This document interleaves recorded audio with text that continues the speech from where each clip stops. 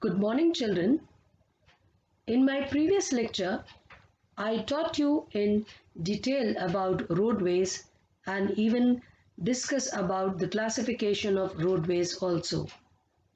Today, children, I am here to teach you road density, problems faced by roadways, and at the end, I would discuss railways as well. So let's begin today's topic, that is road density. What is the meaning of road density? The length of road per 100 square kilometer of area is known as density of roads. Road density in India is not uniform. The reason being is that India has varied physical divisions like plains, mountains, plateaus, deserts, etc. Plains will have high road density like Uttar Pradesh, which is a plain area and highly populated with more economic activities. Mountains will have low road density like Jammu and Kashmir because it's a mountainous region and difficult to construct roads. Density of roads varies from only 12.14 km in Jammu Kashmir to 517.77 km in Kerala according to 2011 data.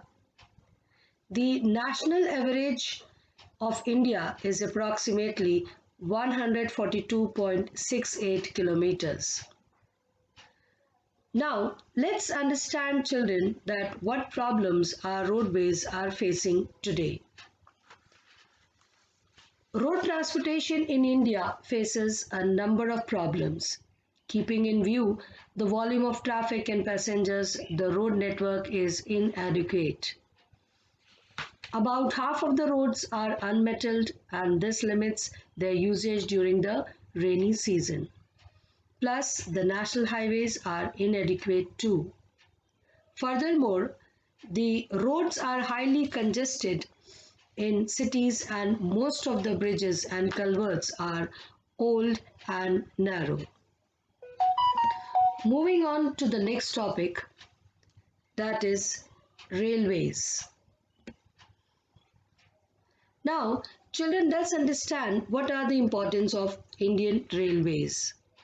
Railways is the principal mode of transportation for freight and passengers in India.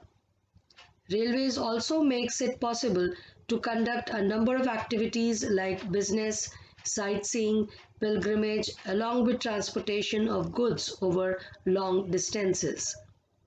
Apart from being a means of transport, the Indian Railways has been a great integrating force for more than 150 years.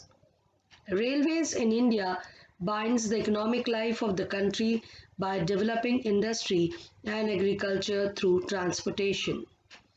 The Indian Railways is the largest public undertaking in India.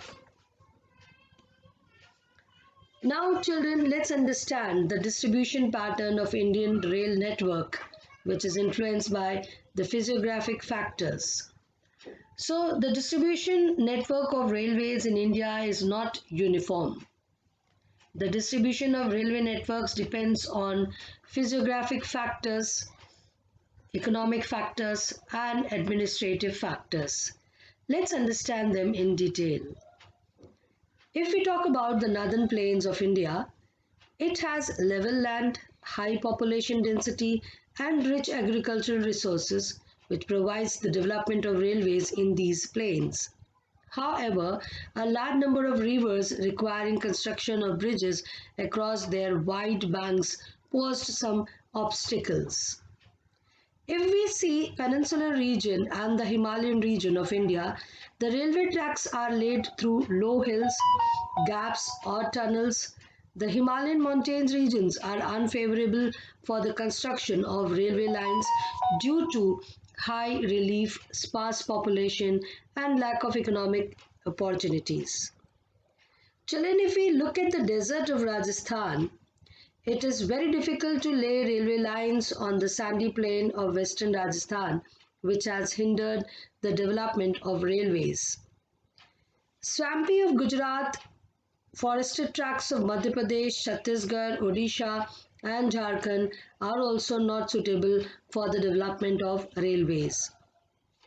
The contiguous stretch of Sahyadri could be crossed only through gaps or passes. Although the development of Konkan Railway along the west coast has facilitated the movement of passengers and goods in the most important economic region of India. It has also faced a number of problems such as sinking of track in some stretches and landslides.